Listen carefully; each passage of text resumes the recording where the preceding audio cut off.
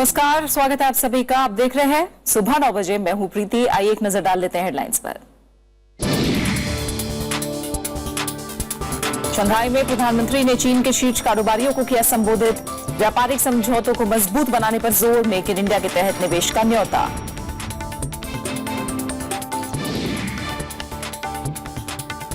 एक महीने में दूसरी बार बढ़े पेट्रोल और डीजल के दाम। कांग्रेस समेत विपक्षी दलों का विरोध। सरकार का दावा, जल्द कम होंगे दाम।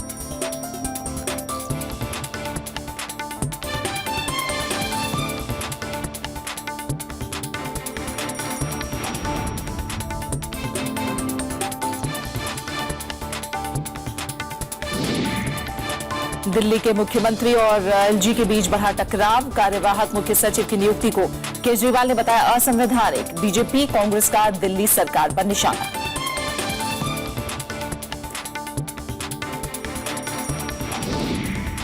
निर्यात में लगातार 5वें महीने गिरावट। अप्रैल में 14% घटा निर्यात। आयात में भी 7.48% की कमी। $11 अरब का हुआ व्यापार घाटा। कांस्य पर निशाना लगा। नारंग ने हासिल किया रियो ओलंपिक का टिकट। सानिया हिंगिस की जोड़ी रोम मास्टर्स टेनिस टूर्नामेंट के फाइनल में।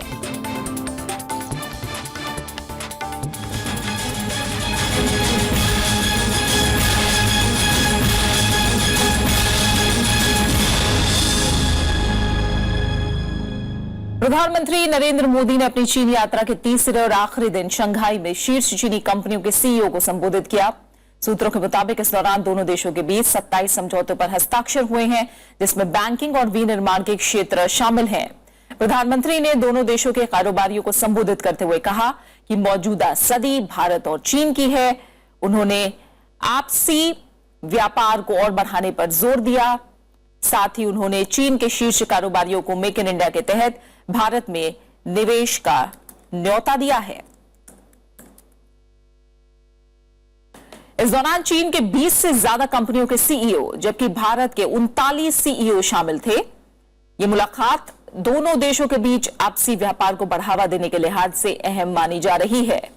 उम्मीद की जा रही है कि इस बैठक में चीन के साथ बढ़ते व्यापार असंतुलन को कम करने का रोड मैप बन सकता है।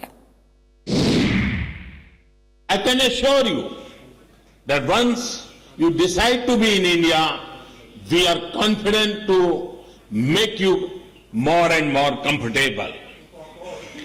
Many Chinese companies have the possibility of investing in India to take advantage of India's potentials. The potential lies in manufacturing processing as well as in infrastructure. I'm here to assure you that India's economic environment has changed. Our regulatory regime is much more transparent, responsive and stable. We are taking a long-term and futuristic views on these issues. Lot of efforts have been made and are still underway to improve the ease of doing business. और Shanghai से हमारी सहयोगी अमृता राय इस समय हमारे साथ जुड़ी है, उनका रुख करेंगे। अमृता, क्या साफ हो पाया है? 27 समझौतों की खबर आ रही है। बिजनेस फोरम में किस तरह का निवेश लुभा पाया है भारत? देखिए, भारत की तरफ से प्रधानमंत्री ने जो आश्वासन दिया है उसका एक सकारात्मक असर तो चाइनीज कम्युनिटी पर और चाइनीज बिजनेस कम्युनिटी पर जरूर पड़ा है। और उसके आधार पर ये कहा जा सकता है कि दोनों देशों के बीच में जो समझौते हुए हैं वो काफी महत्वपूर्ण साबित होंगे आने वाले भविष्य में। 20 से 22 बिलियन US$ का एग्रीमेंट हुआ है और तकरीबन 25 से 27 एग्रीमेंट्स MOUs की बात कही जा रही है। प्रधानमंत्री ने अभी जो संबोधित किया उसमें उनका सबसे ज्यादा फोकस यही था कि हम तैयार हैं आपको अच्छा माहौल देने के लिए, बिजनेस के लिए अच्छा वातावरण देने के लिए, और आप इंडिया में आइए, मेक इन इंडिया को सफल बनाइए। जी अमृता, सबसे बड़ी जो चिंता की सबब थी, जो सोचने वाली बात थी, वो थी ट्रेड डेफिसिट को लेकर। क्या माना जाए कि उस संतुलन को पाने के लिए एक रोड मैप सामने आ पाया है? जी, कोशिश तो यही है कि उस संतुलन को पाने के लिए कोई रोड मैप बनाया जा सके और प्रधानमंत्री की तरफ से, और जो कल भी जो बीजिंग में जो एग्रीमेंट्स हुए हैं उसके आधार पर भी इस संतुलन को असंतुलन को कम करने की कोशिश की जा रही है। और इससे चाइनीज बिजनेस कम्युनिटी भी खुश है कि उनको बड़ा बाजार मिलेगा, और इंडियन बिजनेस कम्युनिटी भी खुश है कि आने वाले दिनों में उसको चाइना में अपना व्यापार करने का मौका मिलेगा। अभी फिलहाल सबसे ज्यादा फोकस इस बात पे है कि जो ई वीजा देने की बात हुई है, यानी इलेक्ट्रॉनिक वीजा जो चाइनीज नेशनल्स को देने की बात हुई है भारत की तरफ से, उससे चाइना में उत्साह है, क्योंकि उनको लग रहा है कि अगर एक रास्ता खुला है तो अनेक रास्ते खुलेंगे बिजनेस वातावरण को ठीक करने के लिए। ठीक उसी तरह से भारत को लग रहा है कि ये एक पहल है और इस रास्ते पर चलकर आगे बढ़ा जा सकता है।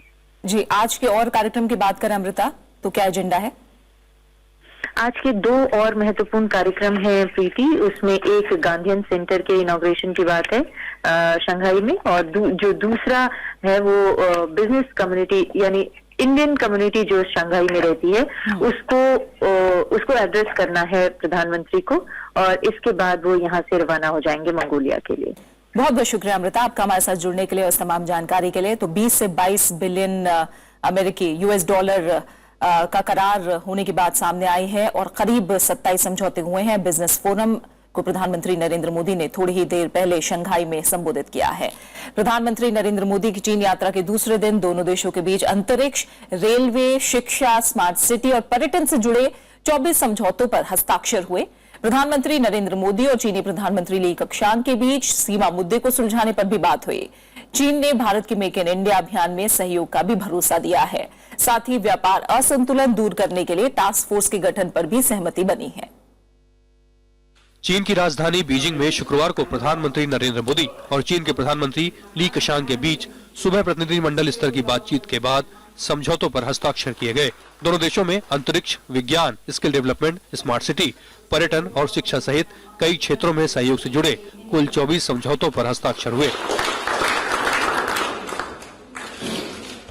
चीन भारत में बुलेट ट्रेन चलाने के लिए फिजिबिलिटी स्टडी पर सहमत हुआ है। दोनों देश आपसी पर्यटन बढ़ाएंगे और आर्थिक संबंधों को बढ़ाने के लिए हाई लेवल टास्क फोर्स पर भी सहमति बनी है। चीन मेक इन इंडिया मिशन में भारत का सहयोग करेगा। चीन में भारत के सहयोग से योग कॉलेज खुलेगा। साथ ही जून में नाथुला के रास्ते मानसरोवर यात्रा शुरू करने के लिए भी समझौता हुआ है। भारत के 4 शहर चेन्नई, बेंगलुरु, हैदराबाद और औरंगाबाद को चीन के 4 शहरों के साथ सिस्टर सिटी बनाने पर सहमति हुई है। प्रसारण के क्षेत्र में चीन के सरकारी चैनल, CCTV और दूरदर्शन के बीच कंटेंट के आदान प्रदान पर समझौता हुआ है। We have set a high level of ambition for our economic partnership. We see enormous bilateral opportunities and many similar challenges like urbanization. I think the most important takeaway today was an agreement that we would set up a high-powered task force which will look at economic issues, which will look at the trade deficit, look at IT issues, look at pharma issues, agriculture issues, manufacturing issues. Great hall of people में दोनों देशों के प्रधानमंत्रियों के बीच इस मुलाकात में सीमा विवाद के मुद्दे पर भी चर्चा हुई। प्रधानमंत्री नरेंद्र मोदी ने कहा कि दोनों देशों के बीच कई जगहों पर सीमा निर्धारण नहीं है। उन्होंने उम्मीद जताई कि बातचीत के जरिए इसे सुलझाया जाएगा। चीन ने भी इससे सहमति जताई है। I also reiterated the importance of clarification of line of actual control in this regard. I sought tangible progress on issues relating to visa policy and trans-border rivers. 我们共同认为要保持边界问题特别代表会晤的势头，寻求公平合理和双方都能够解决的方案。 इससे पहले बीजिंग के ग्रेट हॉल ऑफ पीपुल्स में प्रधानमंत्री का औपचारिक स्वागत हुआ, जहां उन्हें गार्ड ऑफ ऑनर दिया गया। प्रधानमंत्री नरेंद्र मोदी की ये पहली चीन यात्रा है। पिछले साल चीन के राष्ट्रपति शी जिनपिंग के भारत दौरे के वक्त दोनों देशों के बीच 16 समझौतों पर हस्ताक्षर हुए थे। शाम को प्रधानमंत्री बीजिंग के लिए रवाना हो गए। बीजिंग से अमृता राय के साथ फ्रैंक परेरा, राज्यसभा टीवी। प्रधानमंत्री नरेंद्र मोदी ने चीन के पर्यटकों को ई वीजा की सुविधा देने का ऐलान किया। बीजिंग में शिन्हुआ यूनिवर्सिटी में प्रधानमंत्री ने कहा कि भारत में निवेश के अपार मौके हैं और जमीन अधिग्रहण को विकास के रास्ते में रुकावट बनने नहीं दिया जाएगा। उन्होंने पाकिस्तान का नाम लिए बिना ही आतंकवाद के मुद्दे पर चीन को चेताया और कहा कि भारत और चीन मिलकर दुनिया को एक मजबूत आवाज दे सकते हैं। प्रधानमंत्री नरेंद्र मोदी शुक्रवार को दोपहर बाद बीजिंग की शिन्हुआ यूनिवर्सिटी में छात्रों से रूबरू हुए। यहां उन्होंने चीनी पर्यटकों को ई वीजा की सौगात देने का ऐलान किया। ई वीजा का फैसला बड़ा है क्योंकि सुबह तक विदेश मंत्रालय इससे इनकार कर रहा था। So we have decided to extend electronic tourist visa to Chinese nationals. We are also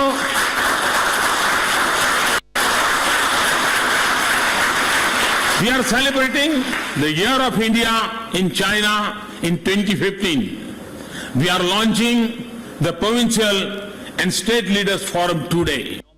उन्होंने छात्रों के सवालों के जवाब भी दिए। प्रधानमंत्री ने कहा कि भारत को रोड, बंदरगाहों, रेलवे, एयरपोर्ट, टेलीकॉम, स्वच्छ ऊर्जा के क्षेत्र में भारी निवेश की दरकार है और चीन इसमें बड़ी भूमिका निभा सकता है। उन्होंने कहा कि जमीन अधिग्रहण का मुद्दा विकास के रास्ते में रुकावट नहीं बनेगा और न ही इससे किसानों को कोई नुकसान पहुंचने दिया जाएगा। Our resources are being allocated with speed and transparency, and we will make sure that land acquisition does not become a barrier to growth or a burden on farmers. प्रधानमंत्री ने आतंकवाद को मानवता के लिए खतरा बताया और पाकिस्तान का नाम लिए बिना ही इलाके की सुरक्षा के प्रति चीन को आगाह भी किया। The spreading tide of extremism and terrorism is a threat we both face, for both its source is in the same region. We must also deal with the changing character of terrorism that has made it less predictable and more diffuse. प्रधानमंत्री ने छात्रों के सवाल के जवाब में कहा कि भारत और चीन के सहयोग से एशिया में शांति और स्थिरता लाई जा सकती है। उन्होंने कहा कि भारत और चीन पर इस वक्त दुनिया की निगाहें हैं। बीजिंग से अमृता राय के साथ फ्रैंक परेरा, राज्यसभा टीवी। भारत और चीन के बीच सहयोग के साथ दोनों देशों के राज्यों के बीच भी समझौते हुए हैं। प्रधानमंत्री नरेंद्र मोदी के साथ चीन यात्रा पर गए महाराष्ट्र के मुख्यमंत्री देवेंद्र फडणवीस ने बताया कि चीन की कॉरपोरेट कंपनियां भारत में निवेश करना चाहती हैं। फडणवीस ने राज्यसभा टीवी के संवाददाता फ्रैंक परेरा से बातचीत में कहा कि बड़ी चीनी कंपनी के प्रतिनिधि महाराष्ट्र में कंपनी की इकाई लगाने के लिए भारत आएंगे। Firstly, today our sister city agreement was signed between Aurangabad and one of the cities here. More than that, yesterday I went to Henin where I visited Foxconn. Foxconn is one of the biggest mobile manufacturing company. They were very keen on coming to Maharashtra. We had good bilateral talks. And in the end of May, the president of Foxconn is coming to Maharashtra. Switzerland ने काले धन के खिलाफ भारत की लड़ाई में सहयोग का आश्वासन दिया है। भारत दौरे पर आए स्विट्जरलैंड के वित्त मंत्री जोहान स्नाइडरमान ने दिल्ली में वित्त मंत्री अरुण जेटली से मुलाकात की। स्नाइडर ने कहा कि भारत को जरूरी जानकारियां मुहैया कराने के लिए स्विट्जरलैंड अपने कानून में बदलाव करेगा और इसके लिए संसद में जरूरी कानून भी पास किया जाएगा। वित्त मंत्री अरुण जेटली ने बताया कि स्विट्जरलैंड काले धन पर ऑटोमेटेड रूट से जानकारी मुहैया कराने पर राजी हो गया है। We need to go through the parliamentarian process, and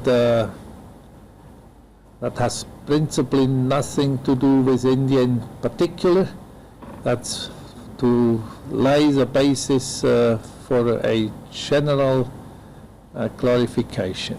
15 अक्टूबर पिछले वर्ष हमारे राजस्व सचिव का और स्विट्जरलैंड अथॉरिटीज का एक समझौता हुआ था कि HSBC के जो खाते हैं उनके संबंध में अगर हम कोई इंडिपेंडेंट एविडेंस देते हैं तो स्विट्जरलैंड उसको कंफर्म करेगा या उससे डिनाई करेगा कि उसकी वास्तविकता क्या है। और हमने स्विट्जरलैंड से ये कहा कि हमने रिक्वेस्ट भेजी है, आप किसी टाइम फ्रेम के अंदर उन रिक्वेस्ट को एग्जामिन कीजिए जो उन्होंने स्वीकार किया।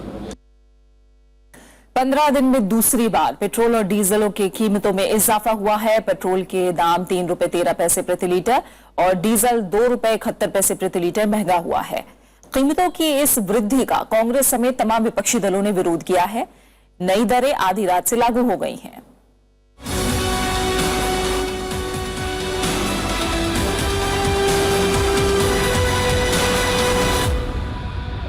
अंतर्राष्ट्रीय बाजार में तेजी और रुपये के विनिमय दर में गिरावट के बीच पेट्रोल और डीजल के लिए ज्यादा दाम चुकाने होंगे। एक पखवाड़े में दूसरी बार तेल की कीमतों में बढ़ोतरी की गई है। आज से पेट्रोल की कीमत में 3 रुपए 13 पैसे और डीजल के दाम 2 रुपए 71 पैसे बढ़ गए हैं। कांग्रेस समेत तमाम विपक्षी दलों ने कीमतों की वृद्धि का विरोध किया है। वहीं तमिलनाडु की पूर्व मुख्यमंत्री जयललिता ने सरकार से मूल्य वृद्धि को वापस लेने की मांग की है। $115 प्रति बैरल मनमोहन सिंह सरकार में खरीदना पड़ता था, अब तो सिर्फ $60 और $65 में ही तेल मिल रहा है। इसके बावजूद इतनी कीमतों में बढ़ोतरी करना बिल्कुल उचित नहीं है। इससे आम जनता को बहुत बुरा असर पड़ रहा है। हालांकि सरकार आने वाले दिनों में कीमतों में कमी का दावा कर रही है। देखिए, पेट्रोल डीजल के दाम लगातार कम होते रहे और जितनी बार कम हुए हैं उससे बहुत कम बार बढ़े हैं। 1-2 बार बढ़ने की, 3 बार बढ़ने की घटना हुई होगी, लेकिन आने वाले दिनों में और लोगों को राहत मिलेगी। पेट्रोल डीजल और एलपीजी के दाम घटेंगे। तेल के दामों में बढ़ोतरी ने महंगाई की मार को झेलते लोगों की मुसीबतें और बढ़ा दी हैं। इससे पहले 1 मई को पेट्रोल के दाम में 3 रुपए 96 पैसे और डीजल के दाम में 2 रुपए 37 पैसे का इजाफा हुआ था। Bureau report, Rajya Sabha TV. Delhi के उपराज्यपाल नजीब जंग ने शुक्रवार को शकुंतला गैमलिन को राज्य सरकार का कार्यवाहक मुख्य सचिव नियुक्त कर दिया है। मुख्यमंत्री अरविंद केजरीवाल ने उपराज्यपाल के इस फैसले को असंवैधानिक करार दिया है। उपराज्यपाल के इस कदम को उनके और केजरीवाल के बीच खुले टकराव के तौर पर देखा जा रहा है। वहीं बीजेपी और कांग्रेस ने केजरीवाल सरकार की कड़ी निंदा की है।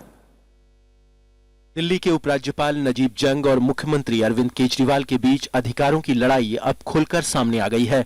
मुख्यमंत्री केजरीवाल की आपत्तियों के बावजूद उपराज्यपाल ने शकुंतला गैमलिन को राज्य सरकार का कार्यवाहक मुख्य सचिव बना दिया। केजरीवाल सरकार ने उपराज्यपाल के इस कदम को असंवैधानिक बताया है।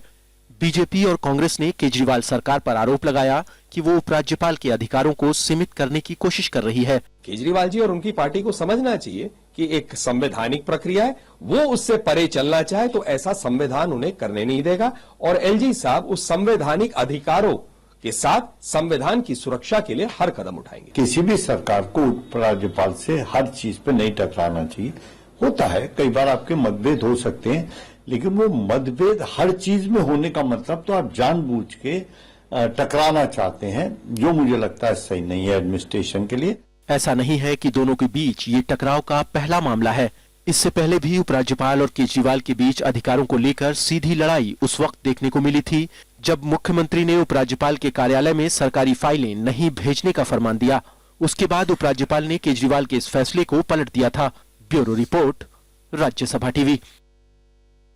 दिल्ली सरकार ने दिल्ली महिला आयोग के अध्यक्ष बरखा शुक्ला सिंह को नोटिस जारी किया है। नोटिस में बरखा सिंह पर आरोप लगाया गया है कि उन्होंने अपने पद का दुरुपयोग किया। नोटिस में कहा गया है कि महिला आयोग ने कुमार विश्वास के मामले को राजनीतिक रंग देने की कोशिश की। बरखा सिंह को 3 दिन में इस नोटिस का जवाब देने के लिए कहा गया है। दूसरी तरफ हाईकोर्ट ने दिल्ली सरकार को झटका देते हुए कुमार विश्वास को दिल्ली महिला आयोग की तरफ से भेजे गए समन पर रोक लगाने से इनकार कर दिया। कोर्ट ने कुमार विश्वास को आयोग के सामने जाकर महिला से अपने संबंधों पर स्थिति साफ करने को कहा है। आय से अधिक संपत्ति के मामले में बरी होने के बाद जयललिता फिर से तमिलनाडु के मुख्यमंत्री बनने की तैयारी में हैं। जयललिता ने 22 मई को एआईएडीएमके के विधायकों की बैठक बुलाई है। पीटीआई के मुताबिक बैठक में उन्हें विधायक दल का नेता चुना जाएगा।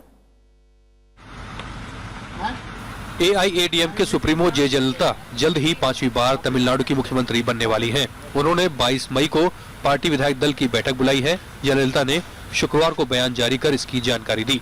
माना जा रहा है कि विधायक दल की बैठक के बाद वो सरकार बनाने का दावा करेंगी और 24 मई से पहले वो मुख्यमंत्री पद की शपथ ले सकती हैं। पिछले साल 27 सितंबर को बेंगलुरु की विशेष कोर्ट ने जयललिता को आय से अधिक संपत्ति का दोषी पाया था। इसके बाद उन्होंने मुख्यमंत्री पद से इस्तीफा दे दिया था। तब से ओ पनीरसेल्वम तमिलनाडु के मुख्यमंत्री हैं, लेकिन 11 मई को कर्नाटक हाईकोर्ट ने उन्हें इस मामले में बरी कर दिया। जयललिता पहली बार 1991 में राज्य की मुख्यमंत्री बनी थी। Bureau report, Rajya Sabha TV. Congress उपाध्यक्ष राहुल गांधी ने किसानों की समस्याओं को उजागर करने के लिए कल तेलंगाना के आदिलाबाद में 15 किलोमीटर की पदयात्रा की। वडियाल गांव में एक सभा को संबोधित करते हुए उन्होंने कहा कि नया भूमि विधेयक किसानों के साथ एक धोखा है। कोरीतिकल गांव से अपनी पदयात्रा शुरू करने से पहले राहुल वेलमा राजेश्वर के घर पहुंचे। वेलमा ने कर्ज न चुका पाने की वजह से आत्महत्या कर ली थी। उन्होंने आत्महत्या कर चुके एक किसान की पत्नी को 2 लाख का चेक भी दिया। जब भी कांग्रेस पार्टी की सरकार होती है, जब भी हमें दिखता था कि किसान को कोई कठिनाई हो रही है, किसान के सामने थोड़ी सी भी मुश्किल हो रही है, तो हम एकदम जाकर उसकी मदद करते थे। राहुल गांधी ने केंद्र पर आरोप लगाते हुए कहा कि उद्योगपतियों के दबाव में सरकार ने यूपीए के बिल को पलट दिया। अब जब आपसे जमीन ली जाएगी, आपसे बिना पूछे ली जाएगी, और अगर 5 साल के अंदर काम शुरू नहीं हुआ, 10 साल के अंदर काम शुरू नहीं हुआ, 15 साल के अंदर काम शुरू नहीं हुआ, 50 साल के लिए काम शुरू नहीं हुआ, तब भी आपको जमीन वापस नहीं मिलने वाली। राहुल की यह पदयात्रा किसानों के साथ एकजुटता जाहिर करने और उनमें विश्वास की भावना मजबूत करने के लिए हो रही है। तेलंगाना में टीआरएस सरकार बनने के बाद से सैकड़ों किसान आत्महत्या कर चुके हैं। हालांकि टीआरएस सरकार ने राहुल से इस मुद्दे पर राजनीति न करने की अपील की है। इससे पहले कांग्रेस उपाध्यक्ष पंजाब और महाराष्ट्र गए थे, जहां उन्होंने किसानों से बातचीत की थी। Bureau report, Rajya Sabha TV. Petroleum, रत्न और आभूषण की शिपमेंट में भारी कमी की वजह से निर्यात में लगातार 5वें महीने गिरावट आई है। अप्रैल में सिर्फ $22 अरब का निर्यात हुआ, जो पिछले साल के अप्रैल से 14% कम है। पिछले साल अप्रैल में $25 अरब 63 करोड़ का निर्यात हुआ था। वैश्विक अर्थव्यवस्था में सुस्ती, कच्चे तेल, धातु और कमोडिटी की कीमतों में कमजोरी निर्यात में कमी की बड़ी वजह रही। निर्यात में आखिरी बार बढ़ोतरी नवंबर 2014 में दर्ज की गई थी, तब यह 7.27% बढ़ा था। मार्च में निर्यात 21% गिरा था, जो बीते 6 साल में सबसे बड़ी गिरावट थी। वाणिज्य मंत्रालय के आंकड़ों के मुताबिक अप्रैल में निर्यात के साथ आयात भी कम हुआ है। पिछले महीने $33 अरब का आयात हुआ, जो अप्रैल 2014 से 7.48% कम है। इस तरह वित्त वर्ष के पहले महीने व्यापार घाटा $11 अरब का रहा। उपराष्ट्रपति मोहम्मद हामिद अंसारी ने वरिष्ठ पत्रकार अनुराधा प्रसाद को हरिदत्त शर्मा पुरस्कार से नवाजा। उन्हें पुरस्कार के रूप में 51,000 रुपए, शॉल, प्रशस्ति पत्र और प्रतीक चिन्ह से सम्मानित किया गया। इस मौके पर उपराष्ट्रपति ने कहा कि पिछले 2 दशक में पत्रकारिता और मीडिया के क्षेत्र में अनुराधा प्रसाद का योगदान उल्लेखनीय रहा है। प्रख्यात पत्रकार हरिदत्त शर्मा की स्मृति में पंडित हरिदत्त शर्मा जयंती पुरस्कार समिति पत्रकारिता, साहित्य, शिक्षा और समाज सेवा के कार्यों से जुड़ी प्रमुख हस्तियों को सम्मानित करती आ रही है। इस मौके पर रेल मंत्री सुरेश प्रभु और संसदीय कार्य राज्य मंत्री मुख्तार अब्बास नकवी भी मौजूद थे। पंडित हरिदत्त जी की एनिवर्सरी के मौके पे उनको जो अवार्ड दिया गया है, वो पुरानी दुनिया और नई दुनिया दोनों को मिलाता है, तो बहुत मुबारक है। श्रीलंका की एक स्थानीय अदालत ने शुक्रवार को वहां की जेलों में कैद 37 भारतीय मछुआरों को रिहा करने का आदेश दिया है। श्रीलंका के राष्ट्रपति मैत्रीपाला सिरिसेना के आश्वासन की दिशा में कदम बढ़ाते हुए पुरुथिथुरई की स्थानीय अदालत ने यह आदेश दिया। अदालत ने कुछ दिन पहले ही इन मछुआरों की न्यायिक हिरासत 27 मई तक के लिए बढ़ा दी थी, लेकिन श्रीलंका के राष्ट्रपति के आदेश पर उन्हें कल अदालत में पेश किया गया। रिहाई के बाद सभी 37 भारतीय मछुआरों के आज स्वदेश लौटने की उम्मीद है। कथित रूप से श्रीलंका की जल क्षेत्र में मछली मारने के आरोप में 3 अप्रैल को श्रीलंका की नौसेना ने इन सभी भारतीय मछुआरों को गिरफ्तार किया था। नेपाल में पिछले महीने आए भीषण भूकंप से करीब $10 अरब तक का नुकसान हुआ है। सरकार ने इसके लिए विश्व समुदाय से मदद की अपील की है। वित्त मंत्री रामशरण महात के मुताबिक अर्थव्यवस्था को पटरी पर लाना एक बड़ी चुनौती है। उन्होंने काठमांडू के में दानकर्ताओं की बैठक में कहा कि अर्थव्यवस्था पर 25 अप्रैल के भूकंप का बहुत बुरा असर पड़ा है। इस भूकंप की वजह से नेपाल में 8,400 से ज्यादा लोगों की जान चली गई। नेपाल में 25 अप्रैल को आए भूकंप और उसके बाद के झटकों की वजह से 10 लाख से ज्यादा मकानों को नुकसान पहुंचा है। सेवा, उद्योग, कृषि, पर्यटन, स्वास्थ्य और शिक्षा जैसे कई दूसरे क्षेत्रों पर भी भूकंप ने बहुत बुरा असर डाला। इस बीच नेपाल में बचाव कार्य के दौरान हादसे का शिकार हुए अमेरिका का हेलीकॉप्टर का मलबा मिल गया है। बात खेल जगत से, सानिया मिर्जा और स्विट्जरलैंड की मार्टिना हिंगिस की जोड़ी रोम मास्टर्स टेनिस टूर्नामेंट के महिला डबल्स के फाइनल में पहुंच गई है। सेमीफाइनल में सानिया और हिंगिस की जोड़ी ने रोमानिया की इरेना बेगू कमेलिया और मोनिका निकुलेस्कू की जोड़ी को हराया। गगन नारंग ने 2016 में होने वाले रियो ओलंपिक्स के लिए टिकट हासिल कर लिया है। अमेरिका में शूटिंग की वर्ल्ड कप प्रतियोगिता में नारंग ने 50 मीटर राइफल की प्रोन प्रतियोगिता का कांस्य पदक जीतकर ओलंपिक का टिकट हासिल किया। लंदन ओलंपिक्स में 10 मीटर एयर राइफल में कांस्य पदक जीतने वाले गगन ने 185.8 का स्कोर बनाकर जगह बनाई। इस प्रतियोगिता का स्वर्ण अमेरिका के माइकल मैकफिल और रजत पदक नॉर्वे के ओले क्रिस्टेन ब्रायन ने जीता। मशहूर गायक और गिटार वादक बीबी किंग का लास वेगास में कल निधन हो गया। वेस्टर्न क्लासिकल म्यूजिक के शीर्ष स्तंभ वो माने जाते थे। किंग्स ऑफ ब्लूज के नाम से मशहूर बीबी किंग की गिनती सदी के महानतम गिटार वादकों के तौर पर होती थी। बीबी किंग के निधन पर अमेरिका के राष्ट्रपति बराक ओबामा समेत करोड़ों संगीत प्रेमियों ने दुख जाहिर किया है।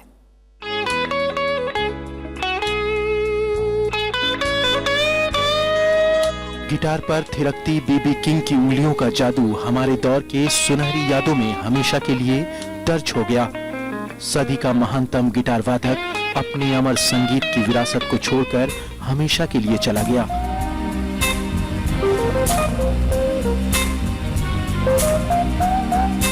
उन्नीस 1940 में अपने करियर की शुरुआत करने वाले बीबी किंग ने अपने फन से हमेशा संगीत प्रेमियों के दिल को छुआ। स्वीट लिटिल एंजल और रॉक मी बेबी जैसे उनके गीत खासे लोकप्रिय हुए। उनकी धुनों ने पीढ़ियों को प्रभावित किया।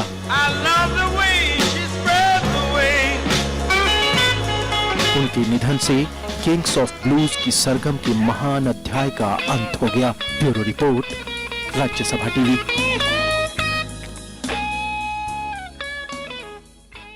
और अब आखिर में एक नजर हेडलाइंस पर। शंघाई में प्रधानमंत्री ने चीन के शीर्ष कारोबारियों को किया संबोधित। व्यापारिक संबंधों को मजबूत बनाने पर जोर। मेक इन इंडिया के तहत निवेश का न्योता। एक महीने में दूसरी बार बढ़े पेट्रोल और डीजल के दाम। कांग्रेस समेत विपक्षी दलों का विरोध। सरकार का दावा जल्द कम होंगे दाम। दिल्ली के मुख्यमंत्री और एलजी के बीच बढ़ा टकराव। कार्यवाहक मुख्य सचिव की नियुक्ति को केजरीवाल ने बताया संवैधानिक।